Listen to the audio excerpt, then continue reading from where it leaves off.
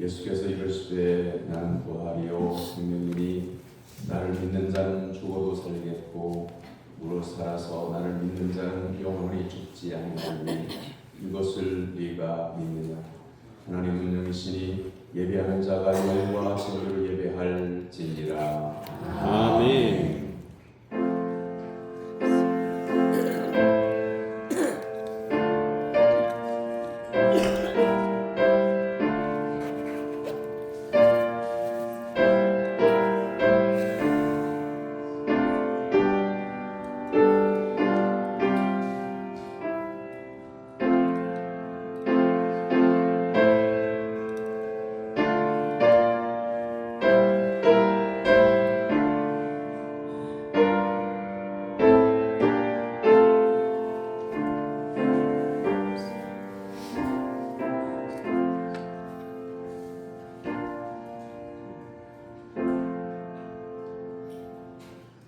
말씀으로 우주 만물을 창조하신 하나님 아버지, 말씀이 육신이 되어 이 땅에 오신 예수 그리스도의 은혜로 구원받은 성도들이 하나님을 예배하려고 거룩한 전에 나왔습니다. 완전하신 말씀으로 우리의 상한 영혼을 소생시켜 주옵소서. 아멘. 확실한 주님의 증거로 우둔한 우리의 생명을 지롭게 하여 주옵소서. 정직하신 주님의 교훈으로 우리에게 희락을 주시고 순결하신 주님의 음성을 들을 때에 우리의 영안이 밝아지게 하옵소서. 오직 하나님의 영광만 드러나기를 원하오며 예수님의 이름으로 기원하옵나이다. 아멘. 다 같이 일어나서 찬양의 찬송 6장 찬송하겠습니다.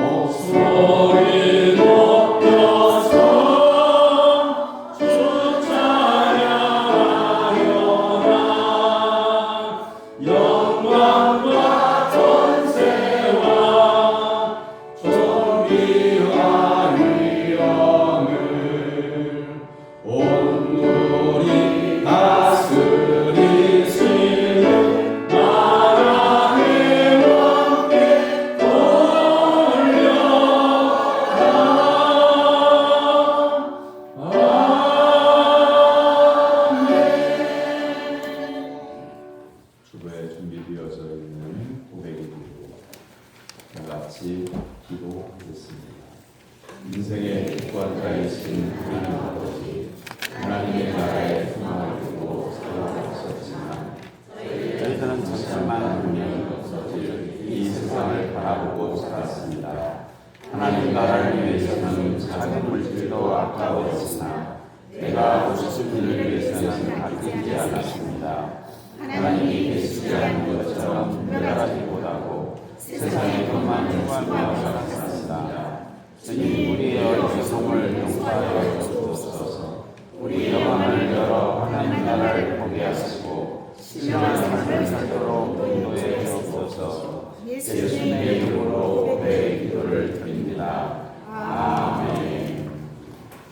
이제는 여러분 각자가 지난 한 주간 동안 하나님과 사람 앞에서 잘못한 일들을 회개하는 침묵기도 시간입니다.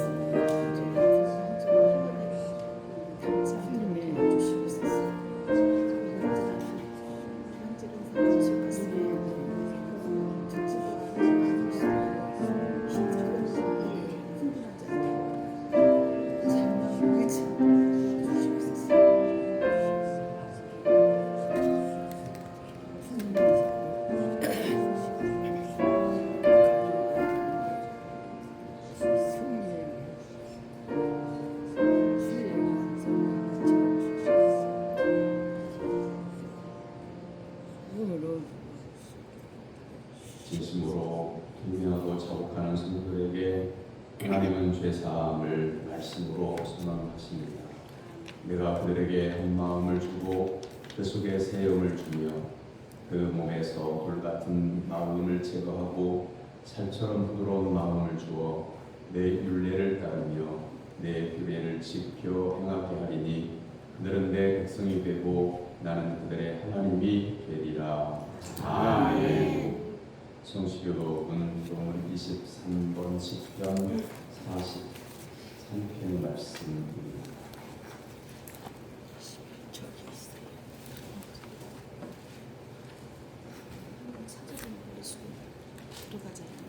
하나님이여 나를 판단하시되 경건하지 아니한 나라에 대하여 내 송사를 선호하시며 간사하고 그러한 자에게 나를 던지소서.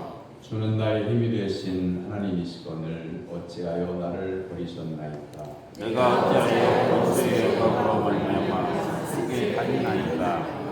주의 빛과 주의 진리를 보내시어 나를 인도하시고 주의 거룩한 산과 주께서 거룩한 곳에 이르게 하소서. 그런즉 내가 하나님의 제단에 나아가 나의 큰 기쁨의 하나님께 이르리이다. 하나님이여 나의 하나님이여 내가 승으로 주를 찬양하리이다. 내 영혼아 내가 어찌하여 낙심하며 어찌하여 내 속에서 불안해하는가. 너는 하나님께 소망을 두라. 그가 나타나 주실 분이라면 내 하나님을 여전히 찬송하리로다. 아멘. 사도신경으로 신앙을 고백합니다. 나는 전능하신 아버지 하나님 천지의 창조주를 믿습니다. 나는 그의 유일하신 아들 우리 주 예수 그리스도를 믿습니다. 그는 성령으로 잉태되어 공정으로 어머니에 계시고 우리와 빌라도에게 고난을 받아 십자가에 못 박혀 죽으시고 장사된 지 4일 만에 죽은 자 가운데서 다시 살아나셨으며 하늘에 오르시어 전능하신 아버지 하나님 편에 앉아 계시다가 거기로부터 살아있는 자와 죽은 자를 심판하러 오십니다. 나는 성령을 믿으며 거룩한 공의와 성도의 교제와 죄를 용서하는 주와 몸의 부활과 영생을 믿습니다. 아멘. 자리에 앉아서 285자 찬송한 다음에 다 같이 들어갈 때 이영도 장로님 기도입니다.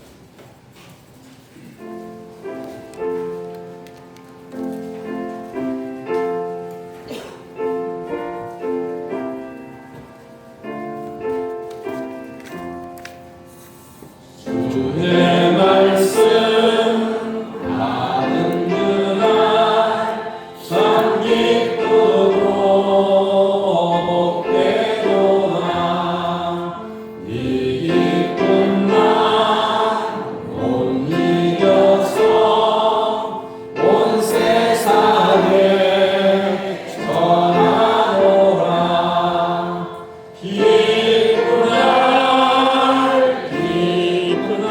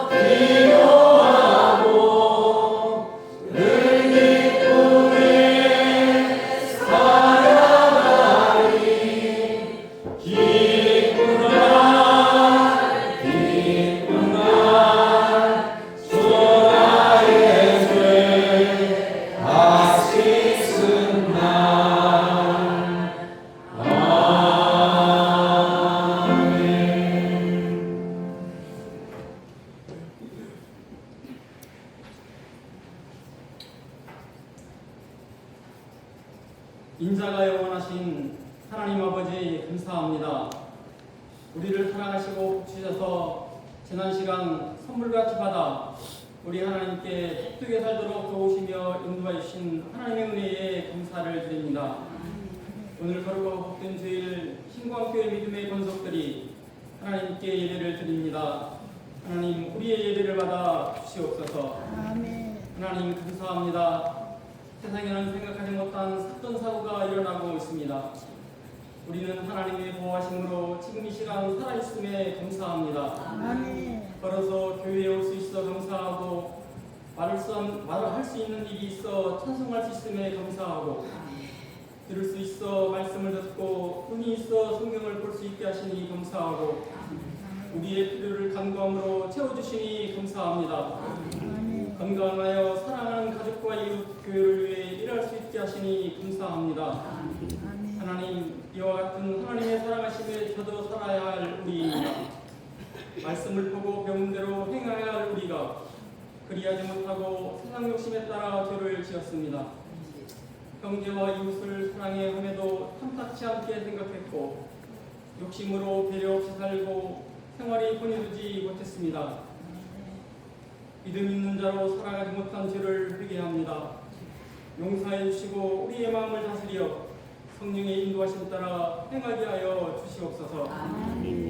하나님의 말씀의 실천을 위해 가야 할 곳에 가게 하시고 해야 할 일을 할 수 있도록 해주시고 있어야 할 자리에 있도록 성령의 능력으로 인도해 주시길 기도합니다. 아멘. 전능하신 하나님 아버지 우리에게 자비를 베풀어 주시옵소서. 우리 사람들의 잘못으로 폭우와 폭염, 전쟁, 사건, 사고가 인하여 고통과 어려움 중에 있습니다. 지도자들의 마음이 하나님을 향하여 회개하고 하나님의 운행하심에 순종함으로 질서가 회복되고 평화가 있고 기후의 재앙에서 벗어나는 지구촌이 되게 하여 주시옵소서. 하나님 다른 사람의 보살핌을 받고 살아가는 우리의 권속들이 있습니다. 육체는 쇠하여지고 마음은 외롭고 아픔 속에 있지만 하늘나라를 소망하고 있음을 압니다. 하나님께서 부르시는 그날까지 평안케 하시고 돕는 이들에게 사랑하는 마음을 주시기를 기도합니다. 아멘. 하나님 목사님과 그의 가정에 복으로 인도해 주시기를 기도합니다. 아멘. 하나님의 말씀으로 영의 양식을 공급하고 주에서 구원받지 못한 영혼 구원을 위해 뿔 꿇고 가슴 치며 기도하고 수고하는 목사님, 성령의 능력이 임하셔서 구원받지 못한 자, 마음에 상처가 있는 자가 하나님의 세밀한 음성을 듣고 하나님의 만지심과 치유의 호흡을 경험하는 우리 복된 신관교회, 교회 안과 밖에서 생활이 하나되는 우리들에게 인도하도록 같이 하여 주시기를 기도합니다. 아멘. 찬양대가 기도하며 청성다에 준비한 찬양을 하나님께 올립니다. 하나님 영광을 받으시옵소서. 아멘. 우리들 믿음에 분명되어 세상으로 나아갑니다. 사탄과 유혹에 끌려 주시지 않고 하나님의 말씀으로 세상을 이기고 예수님을 전하며 복되고 보람있게 살아가는 우리 되기를 기도합니다. 아멘. 우리를 주에서 구원해 주셔서 자유롭게 하신 예수님의 이름으로 기도합니다. 아멘.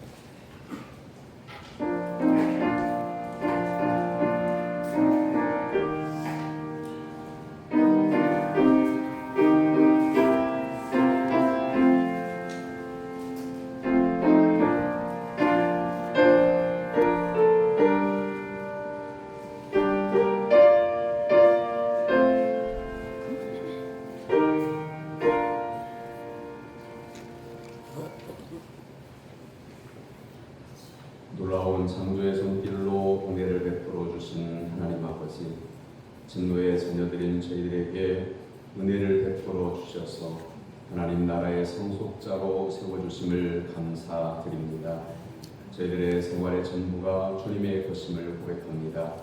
일부를 구별하여 작은 것을 드리우나 믿음의 정성을 보시고 받아 주옵소서. 생활의 결실로 얻은 11조를 드립니다. 풍족하지 못해도 감사함으로 예물을 구별하여 드립니다.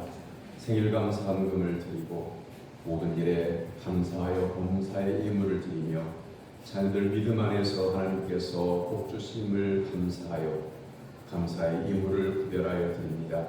가족이 함께 여름 휴가를 무사히 마치게 하심도 감사하여 감사의 예물을 드립니다. 하나님 앞에 나올 수 있는 시간 허락해 주신 감사하여 감사 예물을 구별하여 드립니다. 여름 성경학교와 수련회를 은혜 중에 마치게 해주심을 감사하여 감사의 예물을 구별하여 드립니다. 그 마음 가운데 하나님의 나라가 깃들게 해주시고 항상 신령한 은혜와 기쁨으로 어려운 세상을 이길 수 있도록 도와주시옵소서. 하나님 앞에 약속드린 대로 주정헌금과 성교헌금과 일천번제와 건축헌금을 구별하여 드립니다. 하나님 앞에 드려진 이 예물이 하늘에 상달되게 해주시고 그 손을 모아 하나님 앞에 꿇어뜨려 기도할 때에 응답하여 주옵소서. 자원하여 찬양과 교사와 차량 운행과 안내로 봉사하는 그 마음의 예물도 받아주시기를 원합니다. 생활 가운데 주님께서 동행하여 주셔서 날마다 기쁨으로 하나님을 찬양하는 삶을 살도록 도와주시옵소서. 드려진 예물을 교회를 교회되게 하고 성도를 성도답게 하는 사역에 사용하여 주옵소서. 한국교회를 말씀과 기도로 목양하는 목회자들에게 성령의 충만함을 허락해 주시고 상가 건물과 지하의 예배당에서 또한 농어촌 오지에서 몇 명 남지 않은 성도들과 함께 교회를 섬기는 목회자들의 삶에 신령한 은혜와 영적 기쁨을 허락하여 주옵소서. 병원에서 가정에서 치료받기를 원하며 건강한 몸으로 하나님 앞에 나와 하나님을 예배하기를 소원하는 사랑 성들의 그 심령을 고쳐주시고 위로하여 주시며 또한 육의 질병도 치유하여 주시옵소서. 오늘 복되고 거룩한 주일에 마음을 다해서 예배드리는 성도들의 마음과 그 삶 가운데에 하나님의 거룩하심이 임재함으로 인하여 날마다 신령한 은혜를 누리며 살도록 도와주시고 하나님을 영화롭게 하는 모든 성도가 되게 하여 주시옵소서. 예수님의 이름으로 기도하옵나이다. 아멘. 하나님께서 우리에게 주신 말씀은 요한복음 17장 1절에서 11절까지. 요한복음 17장 1절에서 11절까지.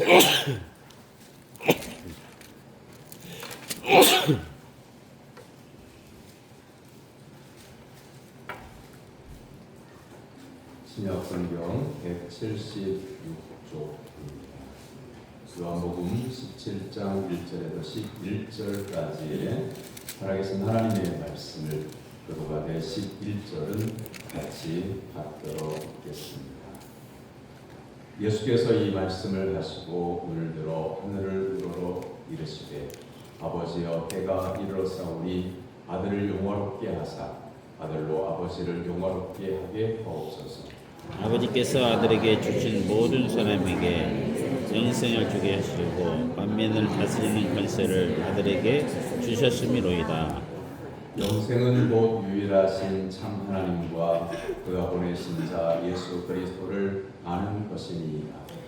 아버지께서 내게 하라고 주신 일을 내가 이루어 아버지를 이 세상에 영화롭게 하셨사오니 아버지여 창세전에 내가 아버지와 함께 가졌던 영화로서 지금도 아버지와 함께 나를 영화롭게 하옵소서. 세상 중에서 내게 주신 사람들에게 내가 아버지의 이름을 나타내려나이다. 그들은 아버지의 것이었는데 내게 주셨으며 그들은 아버지의 말씀을 지켰나이다. 지금 그들은 아버지께서 내게 주신 것이 다 아버지로부터 온 것인 줄 알았나이다. 나는 아버지께서 내게 주신 말씀들을 그들에게 주었사오며 그들은 이것을 받고 내가 아버지께로부터 나온 줄을 참으로 아오며 아버지께서 나를 보내신 줄도 믿었사옵나이다. 내가 그들을 위하여 비오는 내가 비오는 것은 세상을 위함이 아니요 내게 주신 자들을 위함이니이다. 그들은 아버지의 것이 옳소이다. 내 것은 다 아버지의 것이요 아버지의 것은 내 것이온데 내가 그들로 말미암아 영광을 받았나이다. 나는 세상에 더 있지 아니하노니 그들은 세상에 있어. 나는 아버지께로 들어가니 거룩하신 아버지여 내게 주신 아버지의 이름으로 그분을 보잖아. 우리와 같이 그들도 하나가 되게 하옵소서. 아멘. 이는 살아계신 하나님의 말씀입니다. 아멘. 찬양대가 찬양으로 하나님께 영광을 드리겠습니다.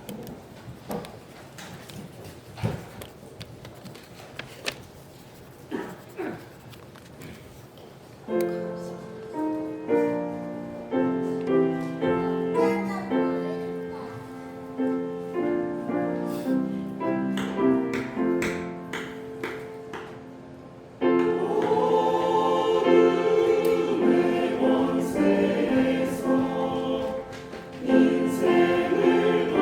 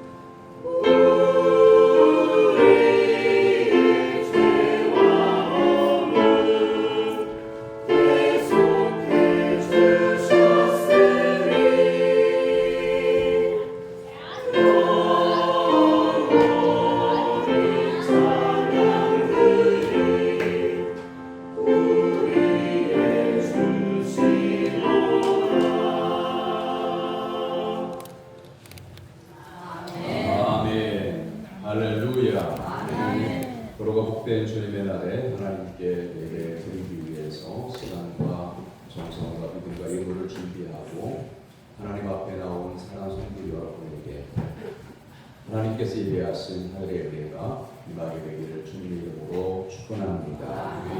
옆에 있는 분들과 인사 나눕니다. 주 안에서 강건하기를 바랍니다. 주 안에서 강건하기를 바랍니다. 할렐루야.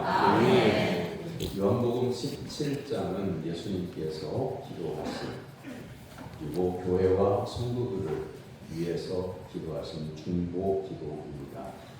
영광에 대해서, 특히 그리스도인들에게 부어주실 하나님의 영광의 기쁨에 대해서 예수님은 기도하셨습니다. 우리가 하나님의 영광을 받기 위해서 기도하신 것은 정말 영광스러운 일이죠.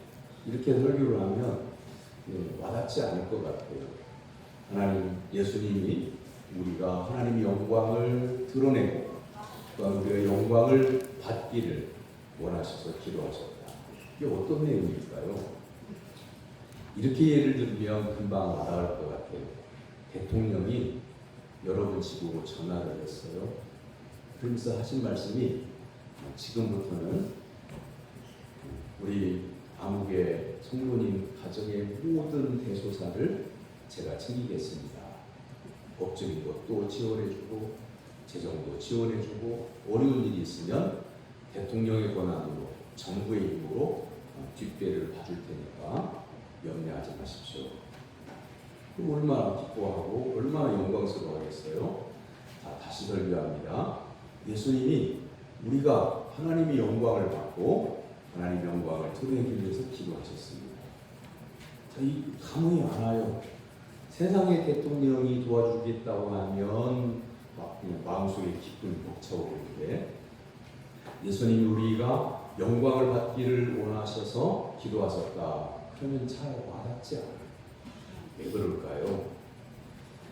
자, 이 기도는요, 우리에게는 영광스러운 기도인데 제자들에게는 가슴이 먹먹해지는 기도입니다.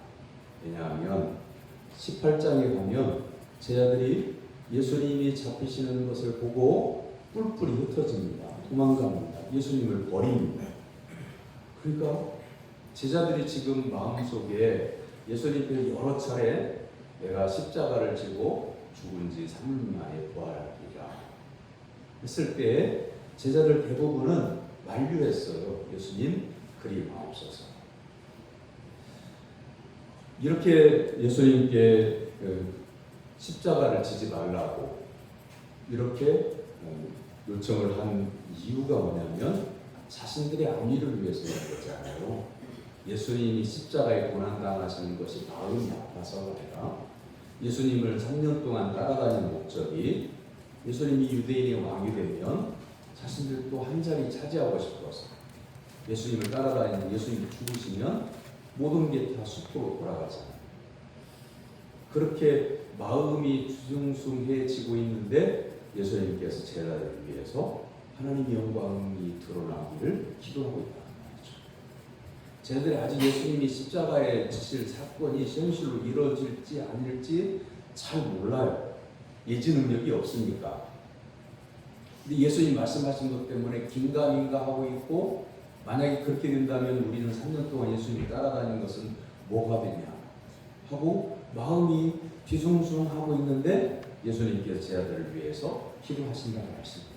민망하기도 하고 부끄럽기도 하고, 예수님이 십자가를 지시면 도망갈 생각부터 하고 있는 자신들이 부끄럽게 여겼다는 말씀이죠.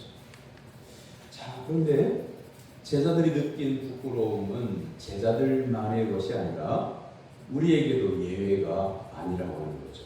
특히 11절은 우리를 많이 부끄럽게 합니다. 나는 세상에 더 있지 아니하오나 그들은 세상에 있사옵고 나는 아버지께로 가옵나니 거룩하신 아버지여 내게 주신 아버지의 이름으로 그들을 보존하사 우리와 같이 그들도 하나가 되게 하옵소서. 사랑하는 성도 여러분, 여러분 가정 안에서 여러분 가족이 정말 한치의 한 점 부끄러움도 없이 하나이십니다.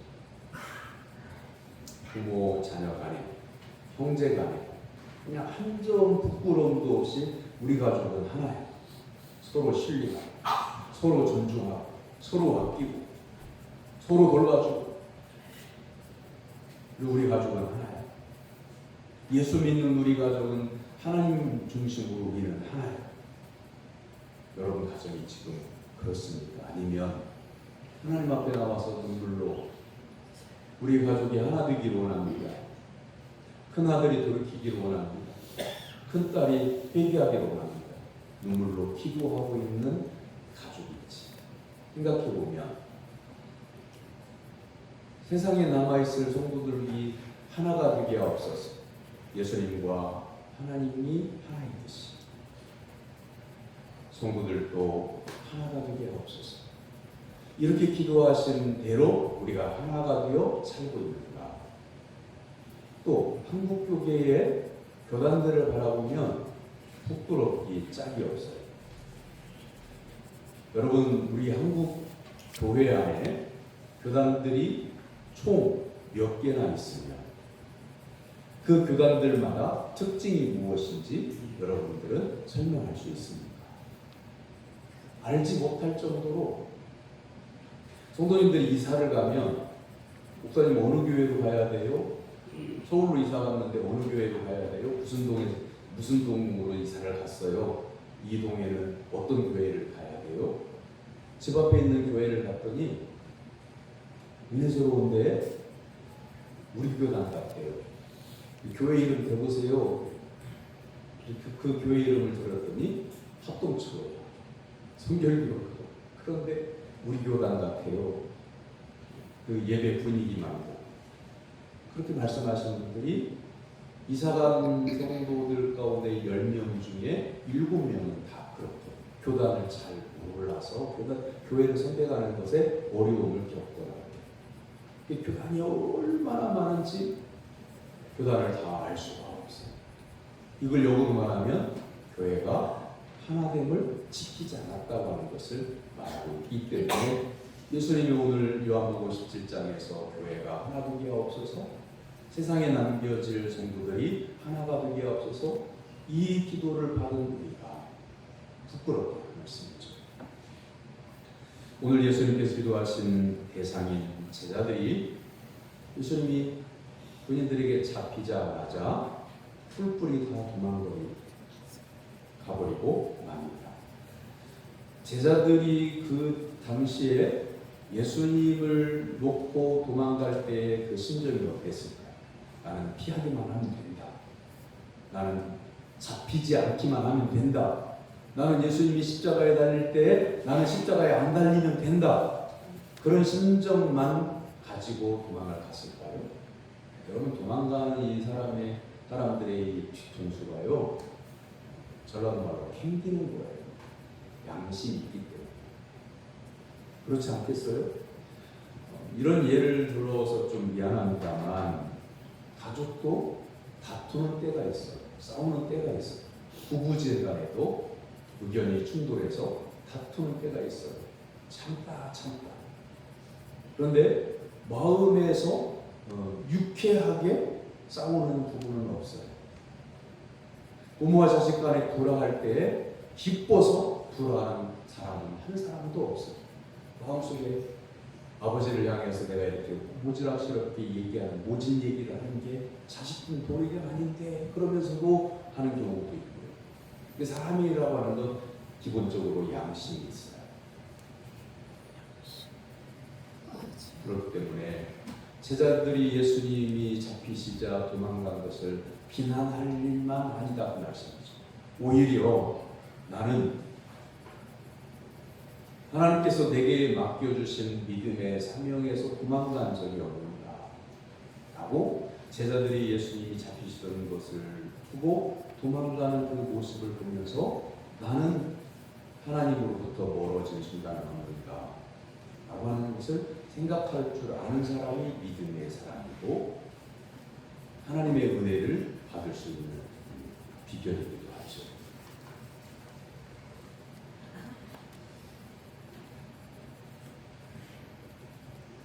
바리새인들의 이야기를 좀 합니다. 예수님의 가장 큰 반대자가 바리새인들이잖아요. 바리새인들은 일종의 정치적, 종교적 연합 세력이었어요. 하나로 똘똘 뭉친 것 같이 보여요. 요한복음 9장에 태어난 때부터 앞을 보지 못했던 맹인이 예수님의 은혜로 치유받은 후에 바리새인들의 태도가 하나가 돼서 이 사람을 공격하죠. 이렇게 보면 바리새인들이 하나인 것처럼 보이잖아요. 그런데 그들은 종교적으로 정치적으로 의기가 투합한 것이지 마음으로 하나님을 경외하기 때문에 믿음으로 하나가 된 게 아니라 속은 하나가 아니다 그 말씀이죠. 정치적인 목적을 이루기 위해서 하나 일시적으로 하나가 되는 것을 의미하는 거죠. 예수님이 보여주신 하나됨의 길이라고 하는 것은 영생의 길을 함께 가는 겁니다. 3절에서 영생은 곧 유일하신 참 하나님과 그가 보내신 자 예수 그리스도를 아는 것입니다 라고 예수님은 말씀하십니다.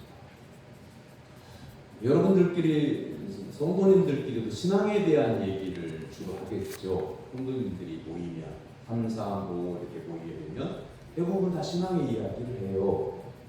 그런데 여러분 자칫 분별력이 없으면 성경 말씀과는 다른 자기의 견해를 나는 이것을 신앙이라고 생각한다 라고 말하기가 쉬워요. 사랑하는 성도 여러분, 3절의 말씀을 보세요. 영생은 곧 유일하신 참 하나님과 그가 보내신 자 예수 그리스도를 아는 것입니다. 우리가 아는 것은 예수 그리스도를 아는 것이 신앙의 전부여야 해요. 우리의 지식의 전부여야 해요. 하나님을 아는 것이 지식의 전부여야 해요. 그러면 세상에 필요한 살아가는 생활의 지혜는 우리가 눈이 멀 것 같잖아요. 그런데 하나님은 창조주이시잖아요. 그래서 창조주이신 하나님을 아는 지혜가 열리면 하나님의 말씀을 읽을 때 그 말씀의 뜻을 깨닫는 믿음의 눈이 열리면 하나님은 세상의 만물의 주인이시기 때문에 우리가 세상 속에서 살아가는 모든 지혜와 지식을 하나님의 은혜로 성령으로 공급해 주셔요. 참된 지혜자로 살게 되는 거죠. 이렇게 되어지면 주변에 있는 안 믿는 사람들까지도 여러분에게 인생의 지혜를 구하려고 해요. 그런데 만나보니까 세상 사람들이 세상에 돌아가는 상담이라고 하는 것은 남을 오해하고 남을 오해해서 헐뜯고 하는 이야기들을 예수 믿는 성도들도 하고 있다고 하면 여러분 주변에 있는 사람들이 여러분에게 지혜를 구하러 오지 않습니다. 예수님만 알고 하나님만을 경외하는 믿음을 가지고 말씀만을 따라서 살아가는데 복되고 형통하고 자녀분들이 화목하고 또한 삶 가운데 물질을 그렇게 많이 없는데 그렇게 되면 구차하고 가난하면 힘들게 살 것 같은데 성도의 가정에서 늘 웃음꽃이 피어나는 믿음의 찬양이 울려오죠. 하나님 감사합니다라고 하는 짧은 기도가 담 너머로 들려오는 그 가족을 바라볼 때 가난하고 가족 중에서 출세한 사람도 없는데 뭐가 그렇게 평안하고 뭐가 그렇게 즐거운가 하면서 그 비결을 구하러 오게 돼요. 여러분의 삶을 한번 생각해 보십시오. 우리는 하나님께로부터 예수님의 십자가 보혈로 계속 예수님이 내 죄를 짊어지고 대신 속량해 주신 은혜를 입어서 원래는 하나님의 자녀가 아니에요. 사단의 종으로 타던 우리를 하나님께서 자녀로 삼아 주신 거예요. 의인이 아닌데 의롭다 여겨 주신 거예요.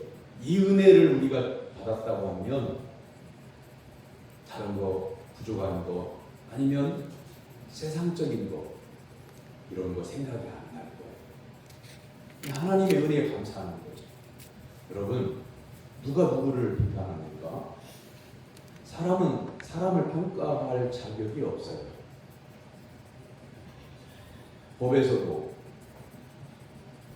사람 판사가 잘못 자기의 잣대로 자기의 친한 사람을 풀어주니까 온 국민이 분노하잖아요. 그 법을 자기의 사리사욕을 위해서 법은 뒷전에 두고 자기 마음대로 판결하니까 그렇게 되어지는 거잖아요. 사람이 무엇든 배우지 않았든 인생에 경험이 많든 적든 세상을 보는 눈이 그렇게 보면 다르지 않아요. 세상 사람들이 교회를 바라볼 때, 성도들을 바라볼 때 관심이 없는 사람들은 아예 쳐다도 안 보려고 할 거예요. 그런데 마음속에 성도들은 어떻게 사나보자. 그리고 성도들이 잘못 말하면 그걸 가지고 막 뭐라고 하잖아요. 그럼 이 말을 고깝게만 듣지 말고요. 나의 삶에 저 사람들의 말거리가 될 소지가 있는 건 뭘까? 한번 자신을 살펴봐요. 이게 지혜자예요. 이렇게 사는 것이 믿음으로 사는 거예요. 왜냐하면 완전히 이루었다도 없어요. 아직 여러분의 믿음이 완성된 게 아니에요. 예수님을 믿는 것이 진심이지만 예수님을 믿기로 작정한 그 순간 성경 지식이 내 심령에 다 들어오고 믿음의 경험이 다 쌓여지고 또한 은혜가 충만해져서 천국 지금 들어가도 이상할 것이 없는 상태가 되는 게 아니에요. 연단의 과정도 있고요. 시험과 환란이 왔을 때에 믿음을 지켜내는 인내의 과정도 필요합니다. 낙심이 오면 그 낙심할 일이 왔을 때에 하나님 앞에서 성경의 말씀을 깊이 묵상하고 나의 영혼과 나의 육체를 구원하시는 분은 하나님뿐이십니다 라고 고백하면서 낙심할 조건들이 내 삶에 있지만 하나님께 소망을 두고 낙심하지 아니하라. 믿음을 지키기 위해서 인내하게 되는 거죠. 그럼 그 순간은 고통스럽고 눈물 나고 아파요. 힘들어요. 그런데 그 고통의 시간을 믿음을 지키기 위해서 몸부림을 치고 인내하기 위해서 쓴 고통의 눈물을 흘리는 그 순간이 있지만 믿음을 지키고 인내한 성도에게는 하나님의 도와주심과 승리하게 하심과 상주심이 있어요. 이 믿음을 가진 성도가 되기를 주님의 이름으로 축원합니다. 하나님 우리를 영화롭게 하겠다고 예수님의 기도를 통해서 보여주신 오늘 말씀. 첫째는 예수님의 기도에 나타난 하나님의 길은 예수님은 삶으로 하나님을 영화롭게 하셔서 성부와 성자가 하나가 되심을 보여주십니다. 4절 아버지께서 내게 하라고 주신 일을 내가 이루어 아버지를 이 세상에 영화롭게 하였사오니 하나님의 영광을 드러내는 삶을 예수님이 사셨다라고 말씀하고 있어요. 여기에서 영화, 영광이라고 하는 말은 하나님의 권능이 평범한 사람들의 삶을 통해서 나타나는 것을 말하는 거예요. 예수님은 이 세상에 오셨을 때 하나님 아버지께서 보내셔서 하나님의 뜻에 의해서 세상에 오시고 또한 예수님께서 하시고 싶은 일을 찾아서 하신 게 아니라 하나님 아버지께서 주신 일, 십자가를 지는 일을 위해서 33년을 사셨어요. 그래서 예수님이 하나님 아버지께서 예수님에게 하라고 하신 그 일을 했기 때문에 하나님 영광을 받으십니다. 이렇게 말씀하고 있어요. 우리가 하나님의 영광을 드러내야 됩니다. 성도가 하나님의 영광을 위해 살아야 됩니다. 그럼 모든 성도님들이 하나님께 영광을 드러내는 일을 어렵게 생각해요.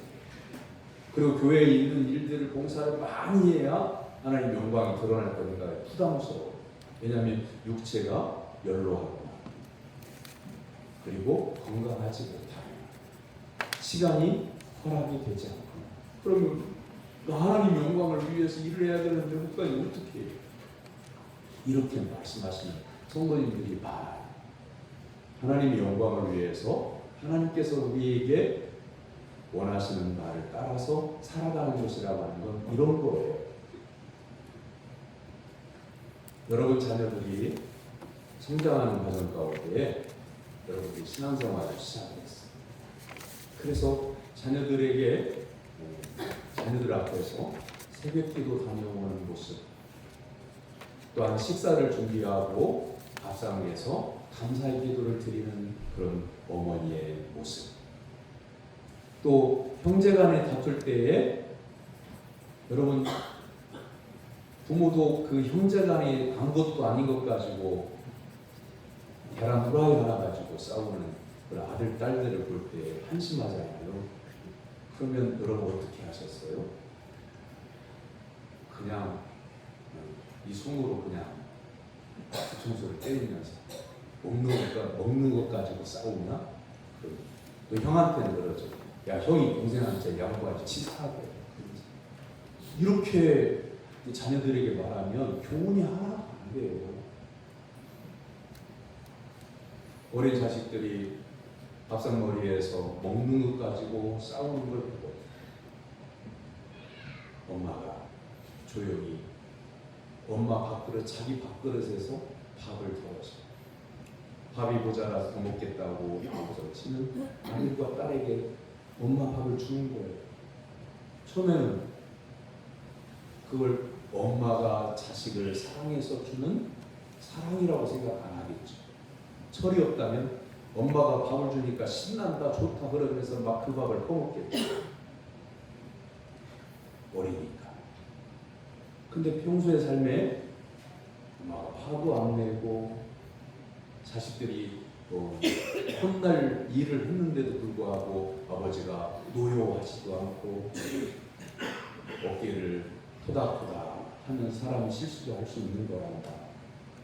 그러면서 예수 그리스도의 십자가 은혜를 여러분씩 얘기해 주면서 하나님 우리를 어떤 죄도 용서하시는 사랑의 하나님이시랍니다. 이번 실수를 거울 삼아서 앞으로 잘 살면 된다. 믿음으로 살면 된다. 이렇게 자녀들이 결혼해서 출할 때까지 부모님이 이렇게 살았어요. 그래야 아들, 딸들이 그 직장에 취직해가지고 아버지, 어머니의 그 신앙을 따라서 성실하게 사니까 직장의 상사나 동료들이 자네는 어떻게 이렇게 성실하게 사는가 이렇게 물어볼 때 그때 말하기를 제가 어렸을 때의 부모님이 하나님께 기도하시고 성경 말씀을 묵상하신 후에 항상 하나님의 은혜에 감사하면서 사셨던 그 모습 마음에 남아있어서 그냥 부모님이 사셨던 모습을 담기 위해서 사는 것뿐입니다. 이렇게 말해요. 그러면 직장 동료들이 겉으로 말하는 경우도 있겠지만 고개를 끄덕끄덕하면서 마음속에 깊은 감동입니다. 이 모습이 성도가 살아가는 모습 속에 하나님의 영광이 드러나는 거예요. 여러분 하나님의 영광을 위해 살아가는 말을 어렵게 생각하지 마요. 물론 교회에서 뭔가를 내가 하나님 주신 달란트를 있는 그대로 활용해서 교회를 위해서 봉사하고 섬기는 일 아름다운 일이에요. 그러나 육체적으로 연로해서 병들어서 아니면 직장생활을 하느라 시간이 없어서 못하니까 못하고 있어서 주눅들지 마세요. 왜냐하면 여러분도 밥 먹고 일하고 사람 만나고 가족과 더불어 시간을 보내는 그 시간에 하나님이 나에게 말씀하신 것을 따라서 생활하면 그것이 하나님의 영광이 드러나는 것이기 때문에 그렇습니다. 그리고 하나님의 가장 큰 비밀이 숨겨져 있는데요. 그건 뭐냐면 주 안에서 하나가 되는 그 마음에는 사랑이 있어요. 우리 교회가 하나가 되기를 원합니다. 한국 교회가 하나가 되기를 원합니다. 그랬을 때에 이런 경우가 있잖아요. 이렇게 생각해 볼 수 있어요. 예를 들면 사람과 사람들의 삶에서 어떤 사람은 사람을 만나면 왔는가 반갑구만 오늘 하루 행복하게 사소 이렇게 인사를 참 잘하는 사람 있어요. 그런가 하면 만나도 힘겨울이면서 남 부끄러워가지고 안녕하셨어요 이렇게 말을 흐리는 사람. 딱 언뜻 보기에는 반갑구만 오늘 행복하게 사소 그러는 사람이 인생을 잘 사는 것처럼 보이잖아요. 그리고 인사도 제대로 부끄러워가지고 안녕하세요 하나님 이렇게 말도 제대로 못하는 말주변 놀이도 하고 이런 사람은 그 사람이 그냥 변변치 않게 이렇게 생각할 수도 있잖아요. 그런데 마음에 사람을 만날 때마다 마음으로부터 우러나오는 존경과 사랑으로 안녕하세요 이렇게 말할 수도 있고 마음에 하나도 없는데 오늘 복되게 사소 오늘 행복하게 사소 딱 돌아서면 생각도 안 해요. 그런 경우도 있을 수 있습니다. 겉으로 보여지는 모습보다 마음속에 어떤 마음이 있는지를 아는 게 더 중요하다. 그 마음속에 뭐가 있어야 되냐면 사람을 대할 때 하나님 사랑, 이웃 사랑 그 마음이 있어야 돼요. 하나님은 나의 생활을 통해서 내가 생활할 수 있는 그 모습을 통해서 그 삶을 성실하게 사는 것만으로도 기뻐하시고 영광을 받으십니다. 두 번째는 하나님은 예수님을 천상의 영광으로 초대하십니다. 5절의 말씀 아버지여 창세전에 내가 아버지와 함께 가졌던 영화로서 지금도 아버지와 함께 나를 영화롭게 하옵소서. 예수님이 하나님이 맡겨주신 일 십자가를 지시는 것만으로도 하나님을 영화롭게 하신 거예요. 우리는 흔히 예수님이 십자가에 달리셔서 비참한 모습으로 돌아가시는 순간 제자들이 왜 뿔뿔이 흩어졌냐면 실망스러운 거예요.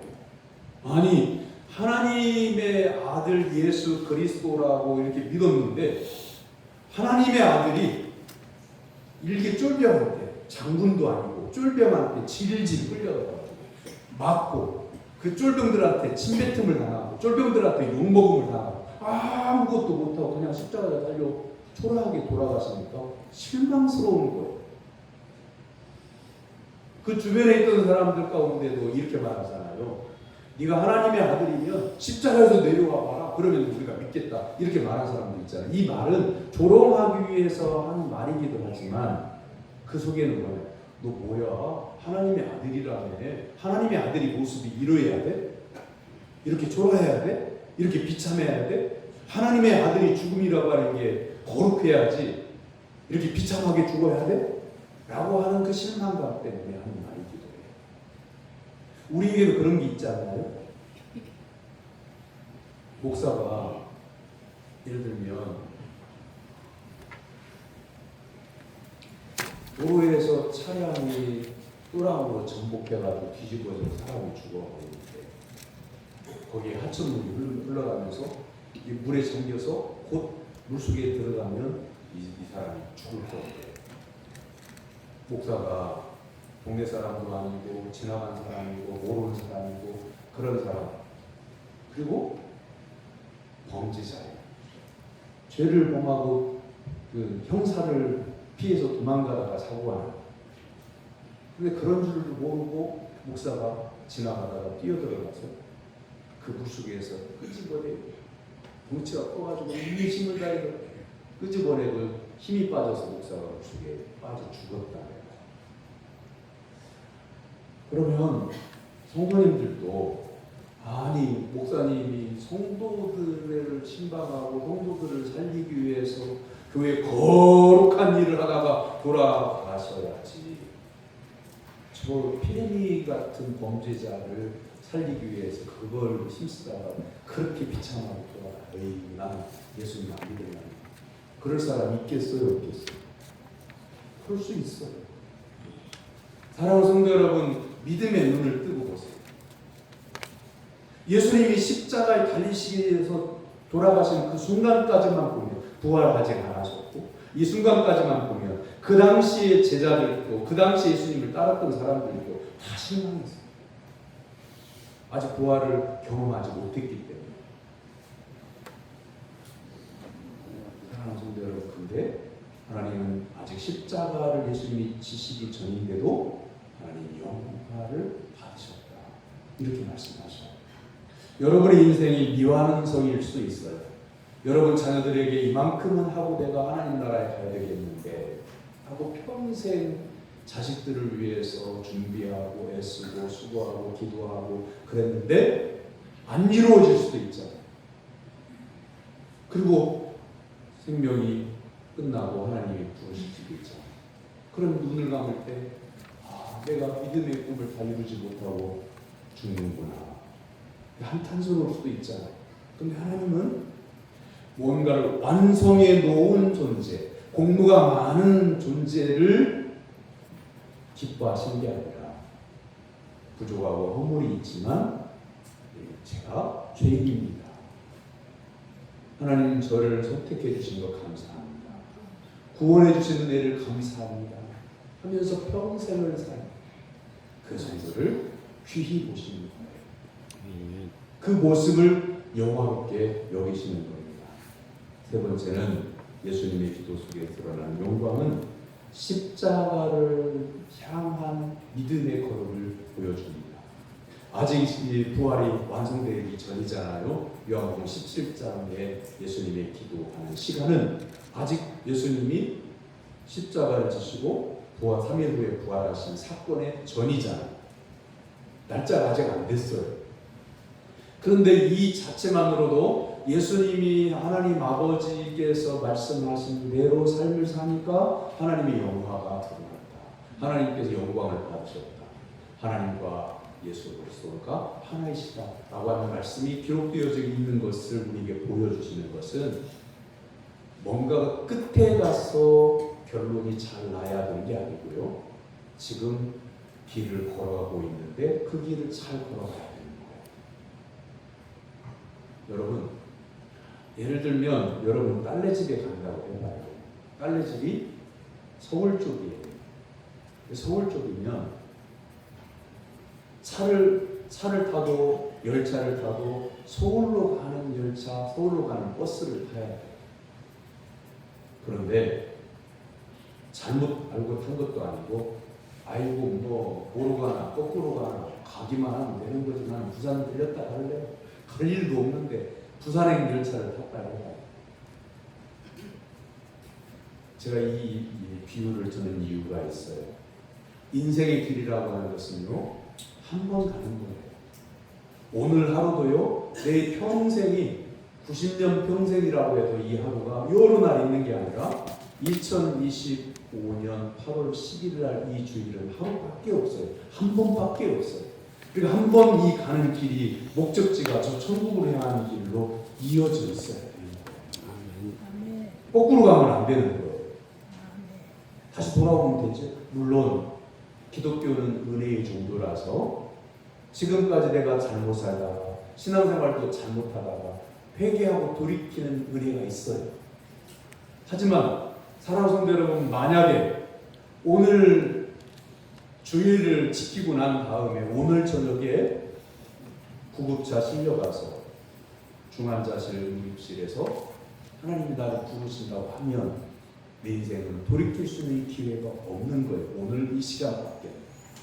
그렇기 때문에 말씀을 들었을 때에 내가 생각하고 있는 바가 잘못된 것을 깨달았다고 하면 그 생각을 버리고 하나님의 말씀을 온전히 받아들이고 아멘, 제가 그 말씀대로 살겠습니다 하고 살아야 돼요.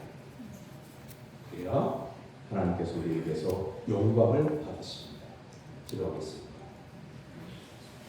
사랑의 하나님 아버지, 나 같은 개인 살리신 하나님의 은혜에 날마다 감사하며 사는 저희를 되게 하여 주시옵소서. 아멘. 예수님의 이름으로 기도하옵나이다. 아멘.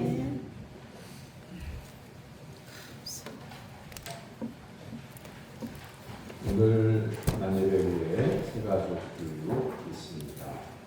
다음 주 오후 예배는 전사의 헌신 예배로 드립니다. 교회학교 수련회를 위해서 회사들이 수고해 줘서 감사합니다.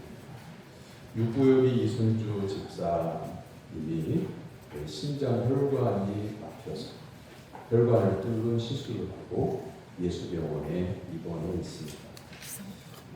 완전한 회복을 위해서 기도해 주시기를 바랍니다. 화요신방 화요일날 오전 9시 30분에 교회에서 기도하고 출발합니다. 승합차가 시동이 안 걸려요. 고장났어요. 그러니까 차량 운행하는 집사님이 자기 차량으로 여러 동네를 오고 하셨는데 귀가하실 때에는 같은 동네에 성도님의 차량이 있으면 이용해 주시면 차량 운행하는 집사님이 조금 수월해지겠습니다. 부탁을 드립니다. 옆에 있는 분들과 인사 나누겠습니다.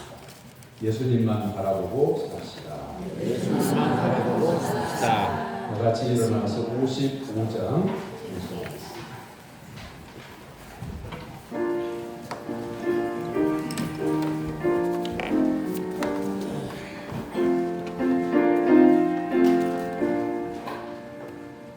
주 이름으로 모였던 우리가 지금 배워질 때 언제나 함께 하시며 평안케 하소서.